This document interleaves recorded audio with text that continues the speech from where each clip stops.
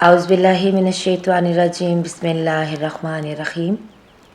ہم سے ابو نعیم نے بیان کیا، کہا ہم سے شام اور شیبان نے، وہ یحییٰ سے، وہ ابو سلمہ سے، کہا میں نے ام المومنین حضرت عائشہ رضی اللہ تعالیٰ عنہا سے پوچھا کہ کیا نبی کریم صلی اللہ علیہ وآلہ وسلم جنابت کی حالت میں گھر میں سوتے تھے؟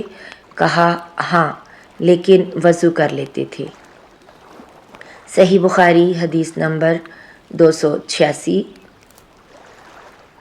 حضرت عمر بن خطاب رضی اللہ تعالیٰ عنہ نے رسول اللہ صلی اللہ علیہ وآلہ وسلم سے پوچھا کہ کیا ہم میں سے کوئی جنابت کی حالت میں سو سکتا ہے؟ فرمایا ہاں، وضو کر کے جنابت کی حالت میں بھی سو سکتے ہیں۔ صحیح بخاری حدیث نمبر 287۔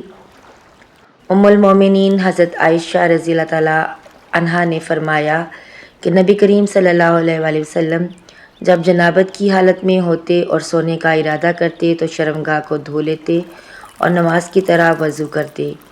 صحیح بخاری حدیث نمبر 288۔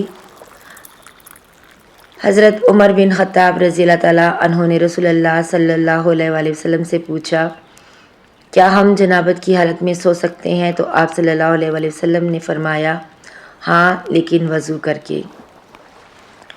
صحیح بخاری حدیث نمبر 289۔ حضرت عمر رضی اللہ تعالیٰ عنہ نے رسول اللہ صلی اللہ علیہ وآلہ وسلم سے عرض کی کہ رات میں انہیں غسل کی ضرورت ہو جایا کرتی ہے، تو رسول اللہ صلی اللہ علیہ وآلہ وسلم نے فرمایا کہ وضو کر لیا کرو اور شرمگاہ کو دھو کر سو جا۔ صحیح بخاری حدیث نمبر 290۔